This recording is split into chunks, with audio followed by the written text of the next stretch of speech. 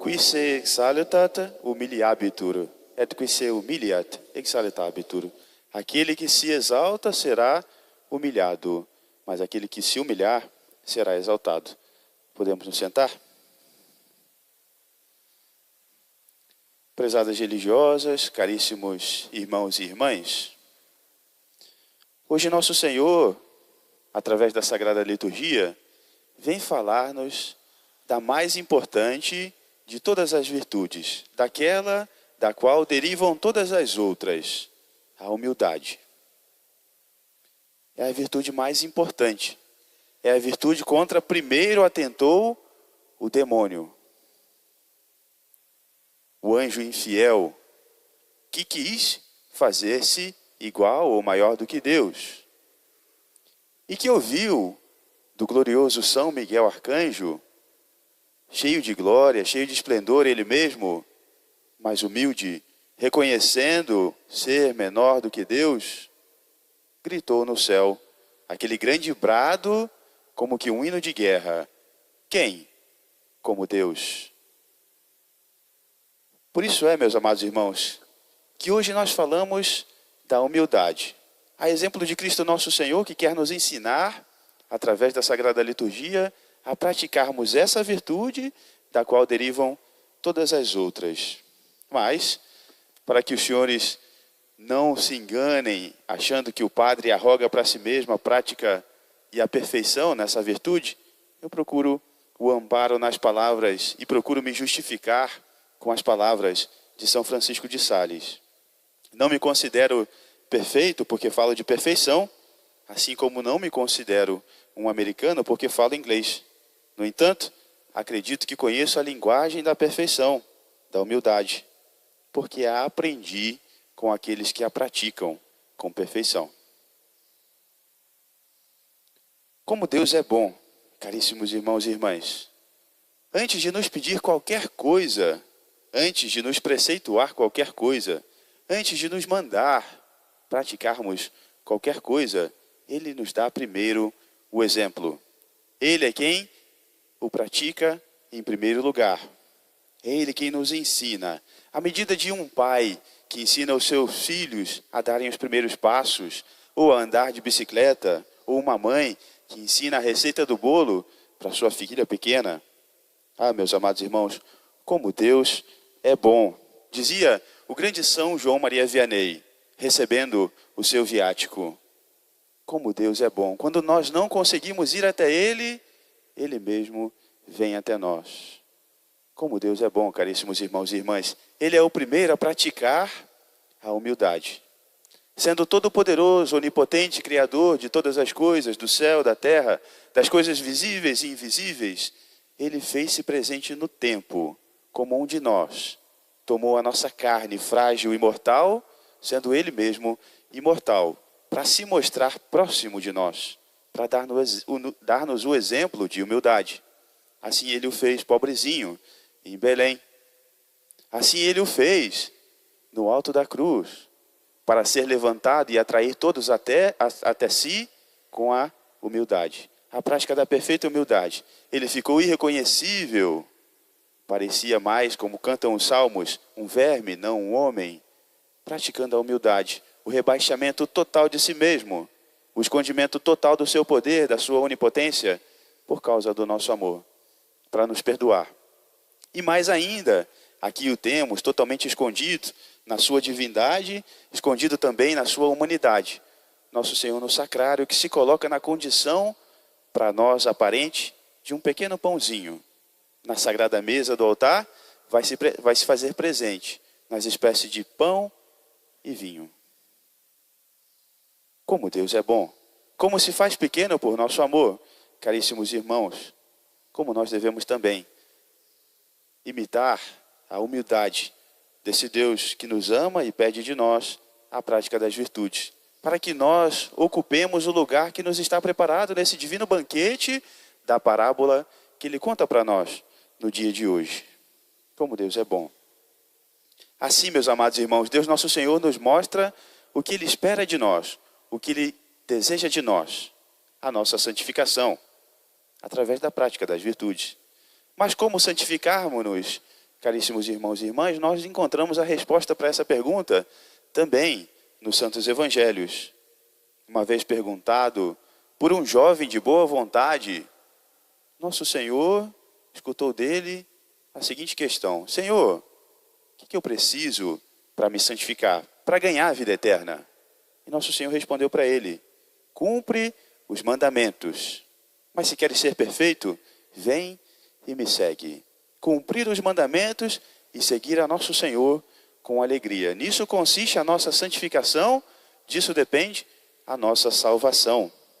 Quando nós cumprimos os mandamentos, caríssimos irmãos e irmãs, nós, por exemplo, nos fazemos diferentes dos nossos primeiros pais, Adão e Eva, que desobedeceram a Deus, escutaram o sussurro de Satanás e, imaginando que podiam fazer-se eles mesmos como deuses, desobedeceram. Não praticaram a virtude. Se ensoberbeceram, quiseram fazer-se iguais a Deus. Julgaram que podiam escolher eles mesmos para si aquilo que era bom ou mal, ou ditar eles mesmos para si e para os outros aquilo que era bom e mal. E nós, meus amados irmãos, se escolhemos o pecado e todas as vezes que o fazemos, nós também escolhemos para nós mesmos, queremos ditar para nós mesmos aquilo que é bom e aquilo que é mal, nos fazendo como nossos próprios deuses. Meus amados irmãos, não caiamos nesse sussurro maligno do demônio que quer perder as nossas almas. Sejamos como o glorioso São Miguel e digamos todas as nossas tentações. Quem como Deus? A todo sussurro maligno do demônio, digamos: quem como Deus? E assim, meus amados irmãos, nós nos faremos diferentes do demônio, diferentes dos nossos primeiros pais que caíram nas suas armadilhas.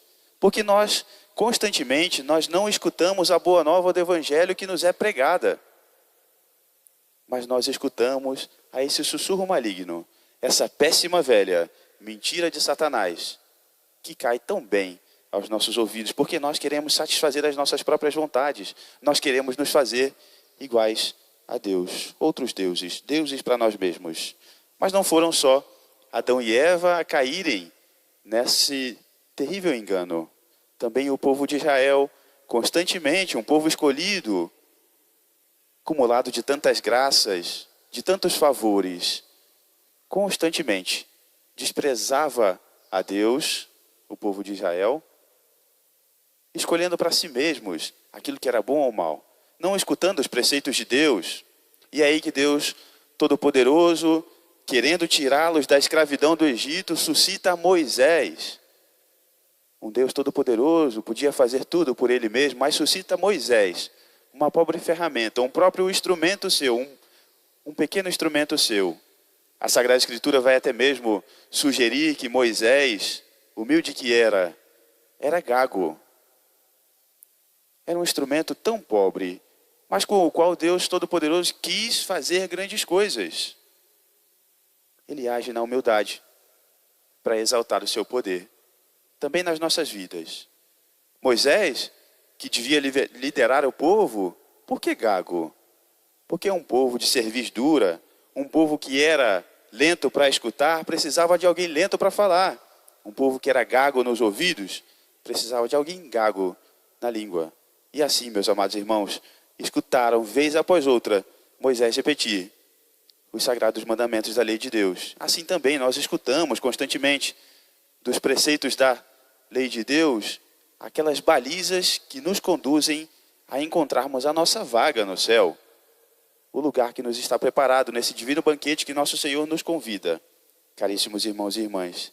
E vez após outra, nós escutamos na Sagrada Escritura, vez após outra nós vemos nesse mundo imerso em pecado, aqueles que se ensoberbecem, aqueles que se julgam tais ou iguais a Deus, que se reduzem cada vez mais através do pecado à condição de feras, à condição animal, a condição cada vez mais rebaixada da humanidade, imersa em pecado, imersa em imoralidade. Não cedamos, meus amados irmãos, a esse sussurro satânico que aos nossos ouvidos quer dizer que nós podemos ser como deuses. Não. Muito melhor ainda, sigamos o exemplo dos santos. Já citamos o glorioso São Miguel, de quem nós celebraremos a festa amanhã, mas podemos citar também a maior dentre todas as criaturas do próprio Deus, a Santíssima Virgem Maria. Dizem os santos que ela, pela sua pureza, agradou a Deus, mas foi pela sua humildade que ela mereceu ser mãe de Deus, que ela foi a predileta de Deus.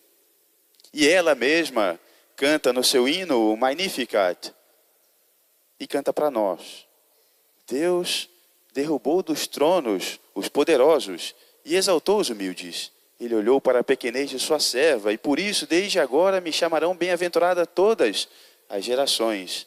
A humilíssima Virgem Maria nos ensina a praticarmos a humildade.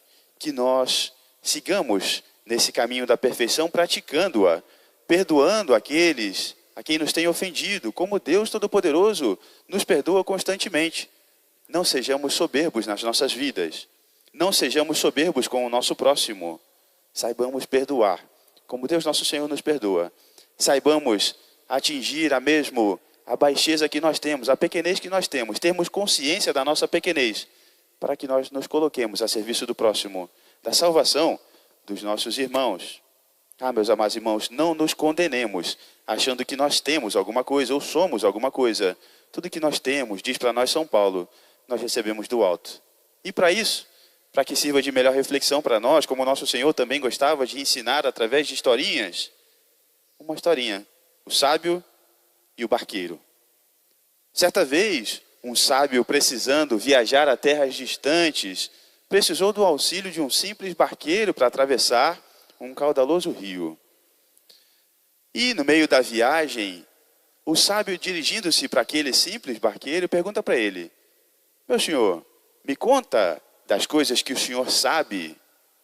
O barqueiro, muito humildemente, retornou para ele: olha, eu sei nadar e remar.